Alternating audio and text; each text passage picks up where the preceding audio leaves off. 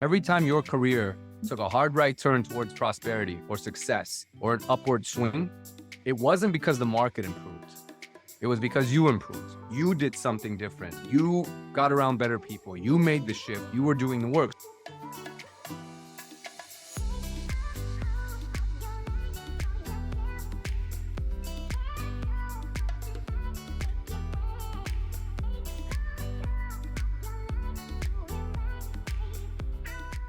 Welcome to the Raquel Show. This show is for entrepreneurs who want to play bigger in business and in life. And today I have a very special guest that definitely plays bigger. I met him at an event and heard his name through so many people.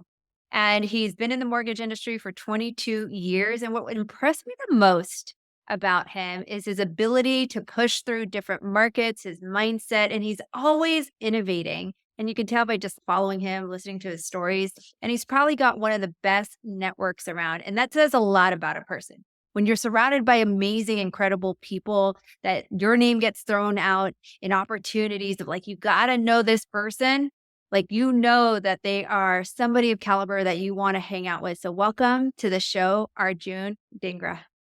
Did I say that Thank right? you, my friend. I appreciate it. You nailed it. You did good. Normally it takes people 5 takes to get that right. You got it on the first one. So you've been in the game, and I love talking to people like yourself because you come with a lot of different experience. You weren't in for the short haul, the quick buck, and you talk a lot about this like championship mindset. What is that? Why is that important? And of course, we're going to get into like your history of being in the game for over 2 decades. Yeah. No, you and I touched on this the first time we connected and just had, offline chat because we have that in common. We've been through some various market cycles, different facets of the industry. And my career in martial arts and competing for Team USA and then also coaching, I felt has so much synergy to business. Like athletics and business tie in more. You're super fit and a dedicated, avid athlete, I would call you. Like you work out constantly. There's so many parallels to that in terms of discipline, commitment, not negotiating with your goal, pushing through.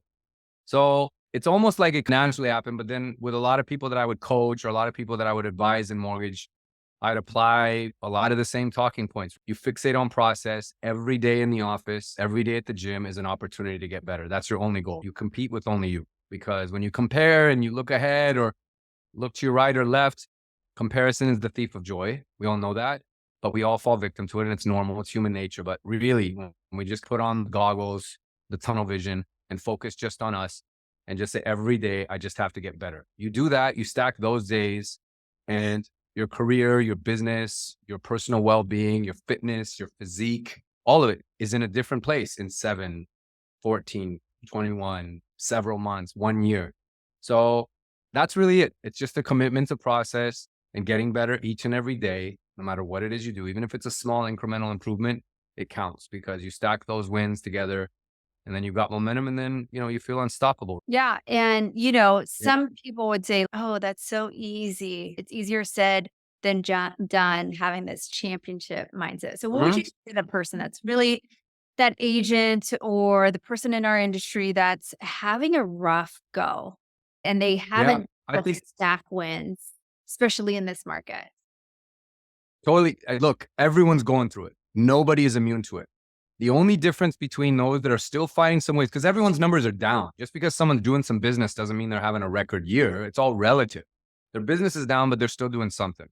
And then there's others that aren't doing anything. And the natural tendency is to blame the market. If only I had better rates. If only we had more inventory. Well, if you really stop and you're a little critical of yourself, just ask, what am I saying there? That basically means that I can only go outside and thrive when it's sunny out and the weather's good and conditions are good.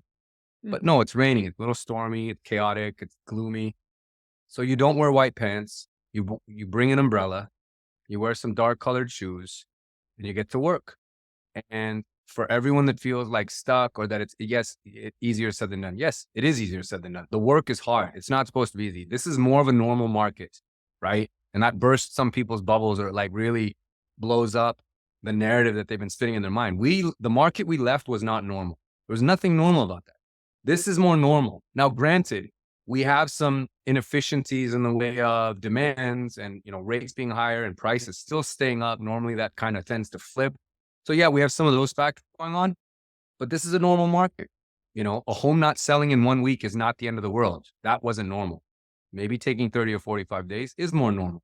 A client needing a lot more nurturing, advising, guidance to go through the loan process is more normal. Them deciding in just 30 seconds what they wanted to do for such a huge piece of indebtedness was not normal. So I want everyone to reframe the market and focus on just getting better. Because every time, I know from a personal standpoint, I know you've experienced this, Raquel. You've gone through so many different market iterations from all aspects of the real estate umbrella: lending, real estate, coaching, consulting. Every time, and I bet I could answer this for you, every time your career took a hard right turn towards prosperity or success or an upward swing, it wasn't because the market improved. It was because you improved. You did something different. You got around better people. You made the shift. You were doing the work. So to everyone out there that feels like they're struggling and this is hard, first of all, just recognize it's supposed to be hard.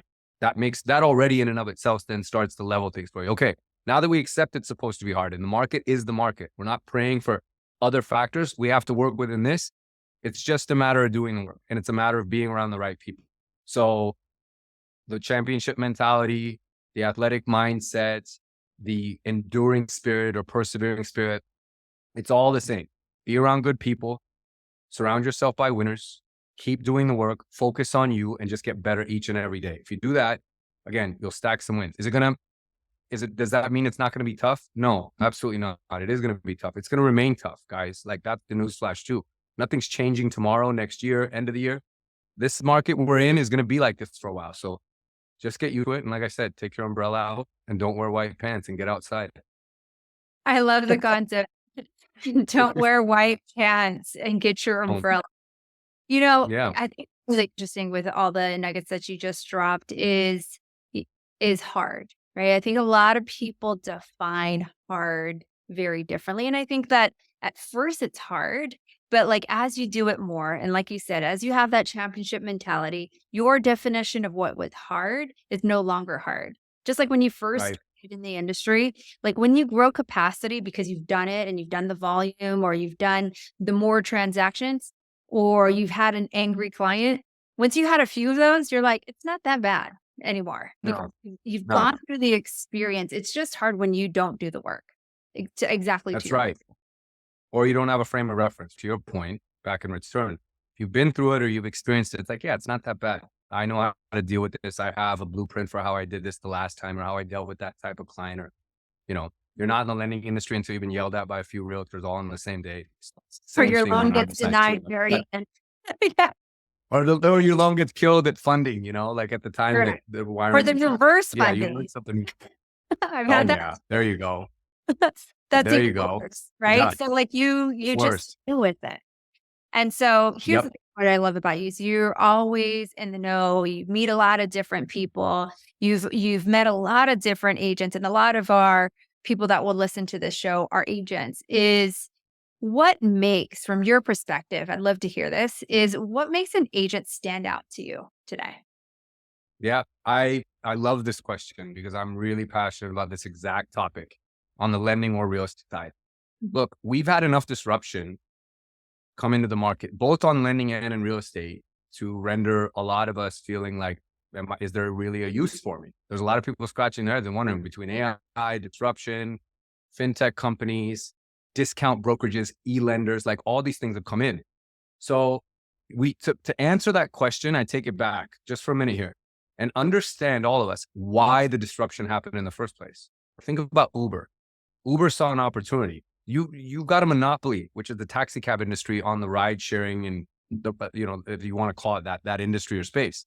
But they saw and recognized a huge opportunity because there was massive dissatisfaction with a very lazy product.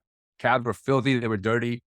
Going back to white pants, you could never wear white pants sitting in a cab because you'd get out in your pants if you stay and you're going to a nice dinner. Like, they were unreliable sometimes. You didn't know if they'd show. Sometimes they'd cheat you on the fit, like all kinds of issues.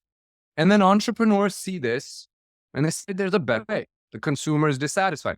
So when agents used to get mad at discount brokerages, screw those guys. They're in here, trying to undercut the. Let's first recognize why it happened in the first place. Same for lenders. It's because consumers were dissatisfied with the level of service or the lack thereof that we are providing, or they don't see the value in what it is that we bring as real estate professionals. So that has to change. Again, don't get mad at what's going on, recognize why it's happening, and then just do better. So in my case, or in the case of a realtor, what makes a difference between them now in light of all that's happened? And it will continue to happen, guys. It's only the beginning, right? If we want to call it that, is that real estate agents need to evolve out of that last word in the phrase there of being an agent. Because anyone as an agent, and I do the same thing on the other side, a loan officer or a real estate agent just does the minimum, right? A loan officer gives you rate quotes, they issue you pre-approval letters, they can lock your interest rate, they close your loan. That's it. A real estate agent can open homes, through Lockbox or whatever other automated systems there are. They can send you comps, they can write contracts, show up for inspections, and hopefully get your transaction closed or coordinate. That's the baseline.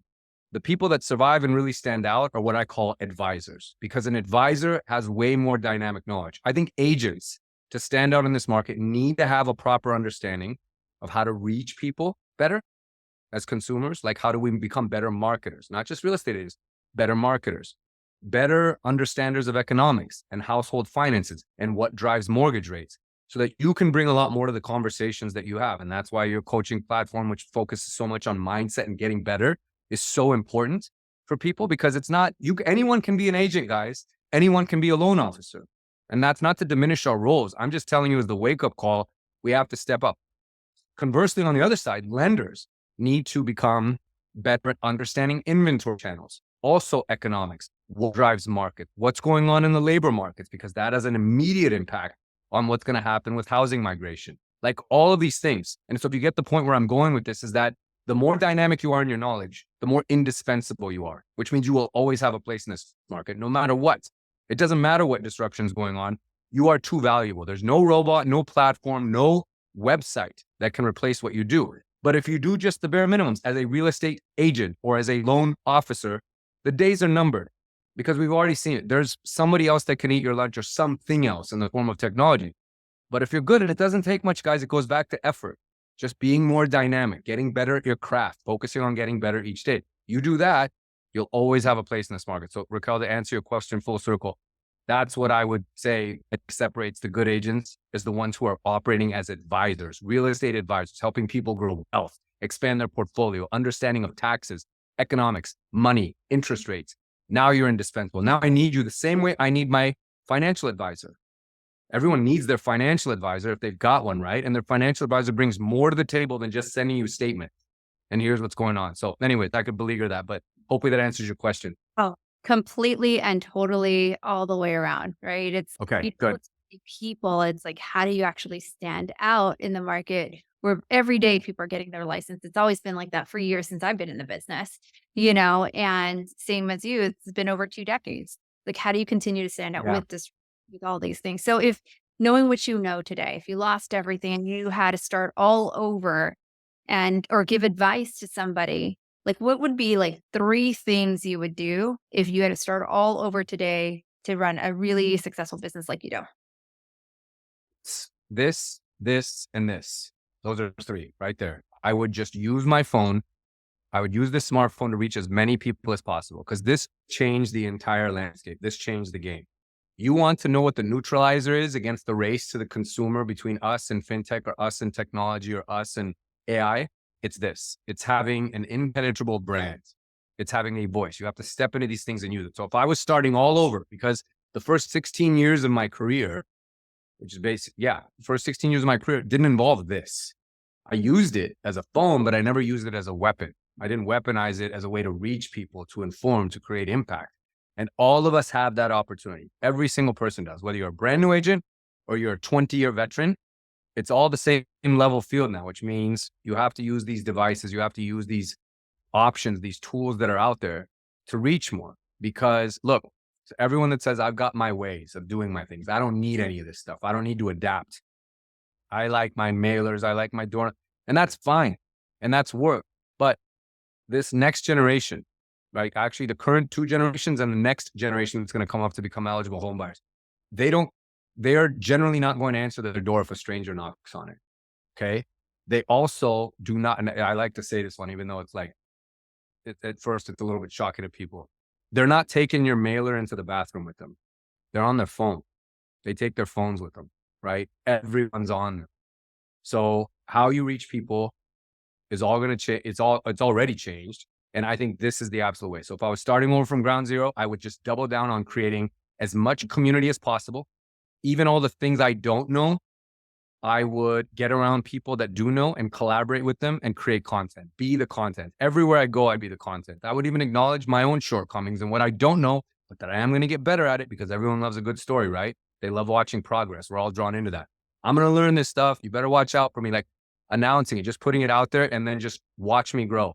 And I feel I could catch up to where I'm at, if not even pass it, in a very, very fractional amount of time, just using that device. So that would be my three things. So good. And you spoke a lot about AI. You have actually an event coming up. Why is that such a hot topic? And where do you see that going in the way, or changing the way we do business in the future? I think for all of us that is it, because some people were like, well, is it going to replace me? Yes, it will replace you. If you refuse to acknowledge its existence and just sit back and watch, it will replace you.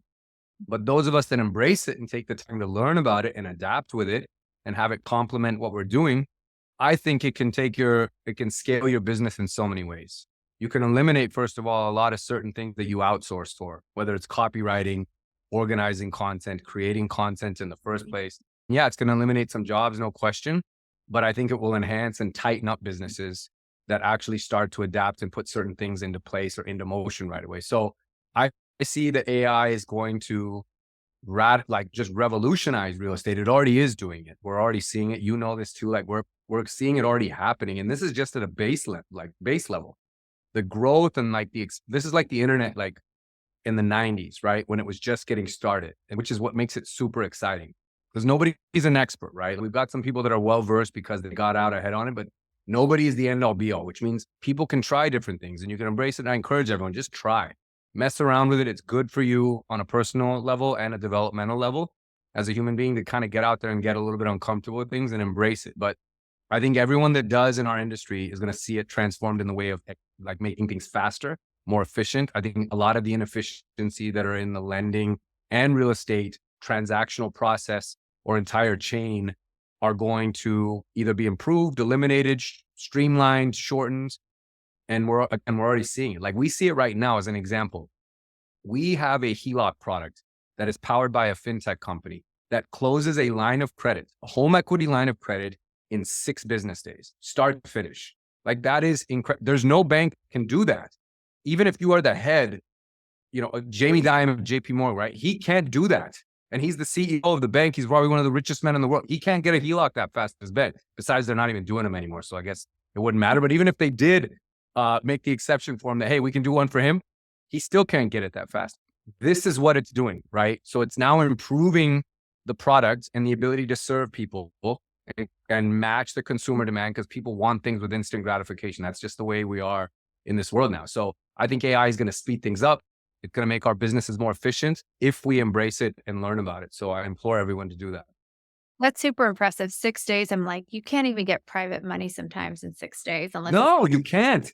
from mom and dad or something.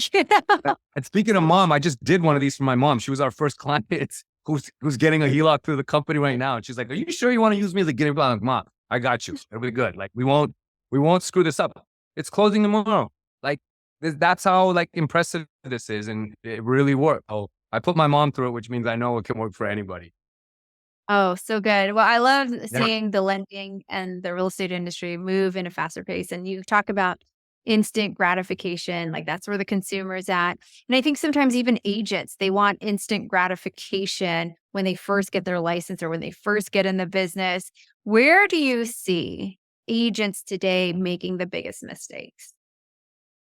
It's just that. I think if you came in during the COVID time, I like to equate it, and this might date me a little bit, but you'll know because you're one of my peeps. Like, everyone who remembers the game Super Mario Brothers. When you got the star, you were invincible, which means you could run through the level as fast as you can, and everything that you touched just exploded, and you just got to the end. You're like, that was easy. That was amazing. It's like addicting. You're like, I want to get the star all the time. Anyone who joined this business during a refi boom or during a huge housing rush or during COVID, you had a star. So it's not that the market was the secret sauce. Sorry, that we were the secret sauce. The market actually was, like, it was providing it. The star was the secret sauce for you. Now you don't have a star. So again, going back to the game analogy, you have to navigate through things. You got to be a little bit calculated. You got to be careful. You got to think as you make your moves, right?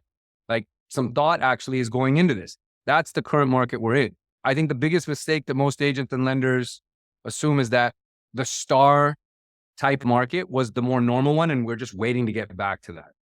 If you played the game, to go back to it, stars were pretty infrequent. Sometimes you didn't even get them. When you did, it was rare, and then you just went as fast as you can. And look, there will be more stars in our careers. We will have those opportunities where rates bottom out or inventory just floods into the market. Those are windows of opportunity. And when you're good at what you do, and you've actually done the work during these tougher times, you will fly through and find that time to be so incredibly lucrative. And it's a gift. It's rewarding you for all the work you're doing now. But then it goes back to being a normal market. So I think longing for better days or trying to compare this market to that market and say, oh, I wish we had that. That's the biggest mistake I think lenders and agents make, because it is supposed to be hard. You've got to stay committed, right? Like, it's not going to be easy. And I'll say this because I have so much praise for you, because I'm just such an admirer of your work ethic and your hustle and your grind, right? Like, things are tough, right? You're completing the 75 hard challenge. You've got 3 days left. And anyone who's following you knows, like, this thing is incredible. And if you've had friends that have done it, I've had friends get to like almost the halfway point and have to start over because they missed the workout. And they're like, that's the rule. You've got to start over. And then they still complete. Like, that is so difficult, but it tells me everything that I would want to know about you as a professional, which means anyone who coaches with you, anyone who works with you, that's what they're getting. That kind of commitment to craft and dedication to self and to improvement and to winning and succeeding and pushing past no matter how tough the obstacles are, which is ultimately why you're the amazing human being that you are and why people love working with you and they love being around you. All of us can learn from that. I think everyone, whether you get coached by Raquel or you're following this podcast, you listen, or you're part of other groups, just learn to embrace the grind and the work and just accept that it's supposed to be hard and do it, right? If you're looking for easier times, then just get out of the industry already, because you're just going to be a fair weather person. It's supposed to be hard. Let's embrace it. Let's get after it. And I think that's bringing it back again. That's where I see like people misinterpreting this market really and trying to like compare it or long for those other times or wait for those other times. They're not coming back. We may not ever see rates in our lifetime ever get as low as they were. In fact, we probably won't. So put it out of your head. Just deal with the market the way the market is now and be better. Yeah. Oh my gosh. So many things said, and thank you. You got me watching. And you've been in, like I said, in the industry for over 2 decades. What has been the secret to pivoting, or what's been the secret for you to be able to continue to learn? Because like, I see you at all these events, right? And you're still continuing to learn and all these things. What's been the secret to your success for those that are listening out there? So there's this martial arts mantra in like Taekwondo. It's part of the student-instructor relationship code. And the first line is that a good student is willing to learn anytime, any place. Doesn't matter. Like, the learning is never done. And that's, to keep it on the martial arts side, like there's a famous Bruce Lee quote. And he said that human beings are all merely works in progress who mistakenly think from time to time that they're done. Like, that's so powerful because we're never done. So I go to events because I know that it's one conversation, one handshake, one interaction, one encounter with somebody, right? That's where we had met for the second time at this event in Vegas. And now we've conversed and we connected and we're going to collaborate on things. That doesn't happen unless you get into rooms. So I would say over the 2 decades, every time there was a real big market crash, and I didn't do this in the beginning, like in 08, I didn't do enough of this. I wasn't investing in myself. But once I started doing that in like 2010 is when I started doing that, I realized it was so much easier to navigate through things. So I got around better people. I invested in myself, my own education, coaching. That's where you need to put. If there's one place that it'll always pay 10x, it's in you. So if you invest in yourself, get to events, get around people, not be closed-minded, always stay open, always be willing to learn, stay hungry, you'll get something. And then there's other people I know that listen to this and they're like, you can go to so many events and they just get overwhelming and then you don't take any action. That is true, but that's on you. So if you go to events, it's up to you not to squander the opportunity or those relationships or those connections, right? If you do, then that's on you. It's not the event's fault. It's not, oh, there's too many events, I shouldn't go to them. No, go to all of them if you want. I say yes to everything. I say yes way more than I should. I probably should say no a few more times, but I say yes to everything because I just never know what it's going to do. Like the events I'm throwing that I talked to you about, right? I've got Ryan Serhan coming here with his whole team to do a mastermind. This whole thing happened because a year and a half ago, I just said, screw it. And I went backstage at an event that I spoke at on day one, but he was speaking at in the final keynote on day three. I said, I want to meet him. I don't care. Like I expected him to have a whole army of Secret Service agents around him and staff and whatever. He had one guy with him who's shorter than me, and that's his videographer named Diego. That's it. I walked right up to him and everything changed in my business because I took a chance. I said yes instead of saying no. I didn't pull back. I got out of my comfort zone. I just said, screw it, let's do it. But I think it's that kind of attitude and that kind of mentality, because he who risks nothing gains nothing, right? Or she. So taking chances, investing in yourself, saying yes to things, going to events, making the most out of them and not squandering those opportunities is the only reason that I've stayed in this industry, because we've had plenty of reasons, those of us that have been in for a few decades, to leave. Plenty. And they would have all been justifiable. They would have all been totally normal and accepted reasons for exiting this business or industry, but we're still here, which means some of this stuff that I'm talking about, or a lot of it, actually does apply. And that would be what I would tell anybody, whether you're new, mid-range, or long-term in your career, whatever. Just keep saying yes, keep going to things, and keep learning. I couldn't agree with you anymore, my friend. Definitely getting into rooms, expanding your mind, expanding your network. And I mean, I could think about all the times where you think about like not going and then you're so glad you did go, right? Because you got an introduction, you created an opportunity. I remember when, we were like, oh, I think my problems are so big. And you get around people and you're like, oh, your payroll's $1 million. Like, what am I missing here? You know, You're just- Crazy. right? You're like, well, I think I'm the big dog because I'm the number one in my market, you know? And then you go No. into these rooms and you're just like, wow, you did that with investing. You did that. Like, and then you just realize like you got a long way to grow. So Yeah. go outside into some of these rooms. So I love that. And I always love seeing you at different events. You've got a lot of things going on. What's next for you, Arjun? And what are you most excited that you're working? What are you most excited about that you're working on today? I think it's just growth and impact right now. Like we're bringing on some new teams around the country, and what we like to do with them, we've got a big event, which I'll get tomorrow at, is in Phoenix. We brought on a big team, and we like our company, our group has really embraced that if we are in the problem solving business, we'll always have a place at the table. We're not in the loan business anymore. I'm not. I'm in the problem solving business. And I recognize that most agents, most all of our partners have a problem with how they are going to create business, how they are going to become better marketers, how they're going to evolve. So what I like to do in these markets where we're going into is put on events right away to create value for all the potential partners in that market. Because I believe if the industry becomes better marketers, we all get better. So we all need to lift, right? It's not a selfish thing. And then obviously helping create impact for the group that we're bringing on by making a big, big splash. So I'm excited about that because we have a lot of that lined up, obviously starting tomorrow with a big AI event in Scottsdale. And then my own society or mastermind, I'm calling it a society, but it is a mastermind. It just has a different name to it, is launching in the fall, in November. And there's a big full day event that's happening November 3rd with Ryan Serhan, his entire team. And I'm calling it like 7 different conferences or meetings, all smashed into one, to where it's all digestible and people won't feel overwhelmed. Like they have stuff they're going to get out of it and be able to implement right away. There'll be a really fun social aspect and wrap party afterwards, but the networking will be high level. These are 250 of the top operating players in the country. And it's the room to be in, because that type of association is what helped me. And I wanted to create that for other people to have access to. So everyone's called me nuts for doing the event because we're, in a shiftier market right now. It's hard. People are really reluctant to do things. I don't care. Like, I just know that this is the time when you actually need it. It's not during bull markets, because money could be easier, but then you're so caught up in doing your business, you don't take the time to stop and learn, right? Like it's winter. There's not much to do outside. I got to stay inside and get better, hit the gym, do these things, improve.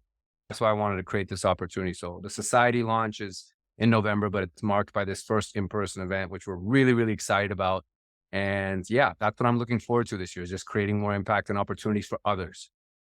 I am excited that you are building that. I'm all about community. I'm all about growth. And I just believe that there is a need, whether it's a slow market, a hot market, people can always connect, people can always learn, Yeah. people can always collaborate. And there's so much abundance in this world that we don't need to think that, the opportunities are limited or you can't do that. No, they're You're not. doing something right if people are telling you not to do it. You're the limit. We are the limit. So just keep going, right? Don't impose those on yourself. There's so much opportunity out there. Yeah. And I know people are listening and watching this on YouTube. They want to know, okay, he dropped a lot of nuggets on the show. Where can people connect with you? Instagram's my favorite. So just send me a DM at Arjun Mortgage. Connect with me there. Happy to share what we're doing, collaborate on ideas, talk about the industry, share stories from 20 years ago, 15 years ago, whatever. If you want to get into it, as you can tell, I'm chatty. So I'm happy to talk with anybody, anytime, any place. But that's the best way to connect. And if you want more information about our events that are upcoming, and anyone who listens to this podcast, definitely send me a DM. We'll have a special code for anyone to get a very serious markdown on the event if you want to invest in yourself because of the association through Raquel and this group. So reach out anytime. Well, thank you. And if you guys don't follow him, you should definitely follow him. We'll also put it in the show notes. So make sure you look in your show notes because I tell everybody, I tell my team, he's got one of the most fanciest feeds. Like even for that, like you guys just got to check him out on IG. One of the most fanciest feeds that I've ever found on IG that is so put together, but has so much great content, great value. So you definitely need to check it out. As we wrap up, there's always one question that I ask every single person that comes on the show is, what do you do to play bigger in business or in life? Just get around better people. I know I've said that so many times. Just be around winners because you are directly shaped and influenced by who you choose to associate with. Everything. You have to be the gatekeeper of your own mind, your own psyche, your own business, your personal well-being. So who you let in, who you choose to spend time with, you have to be really, really careful and calculated about. So that's how I play bigger. It's taking those risks, being around the right people. And even when I can't necessarily get in front of them, I do whatever it takes, including going backstage like a madman to try and meet someone. Like take those chances because look, guys, like time's limited. We know what's going to happen. Markets are in cycles, whatever it's going to be like. Why not? Why not now? Just do it. I absolutely love it. And there's probably some people that are wondering, and me too included, is Arjun has a brother named Neil. Yeah. I don't know him. Like, how do you guys like continue to be in business together, even like separate yourselves, do your own thing? Cause you guys, I think when I went to one of his events, people were fighting of like whose best friend he was. Was it you or was it somebody else on the team? Yeah. I'm curious to know. You work with your How does brother. it work? How does it work? Well, Like our final question. there's my sister too. Like Yeah, people forget too. There's my sister too. Yeah, that's right. So like and everyone is a big personality. But what people misinterpret, because everyone assumes because 9 out of 10 or 9.5 out of 10 sibling dynamics where they work together always end terribly. We've been doing this now. Neil and I have been together since the beginning, 22 plus years. And Shivani's been with us for nearly 12 years. And we've been through a lot of stuff, but everyone just always presumes this should have blown up. But what they, again, misinterpret or don't know is that we are actually the biggest fans of each other. And everyone's been a different lane. Like Shivani with what she's doing. Neil and I are huge supporters of it, right? And what I do is different. They always support me and are part of, what I do. And then Neil, of course, is really the big pioneer in all this because he's the one who took the biggest risks with doing stuff and putting on events. And his events are mind-blowing. And they're different, right? They're different than the kind of events I do. They're different from the kind of events Shivani does.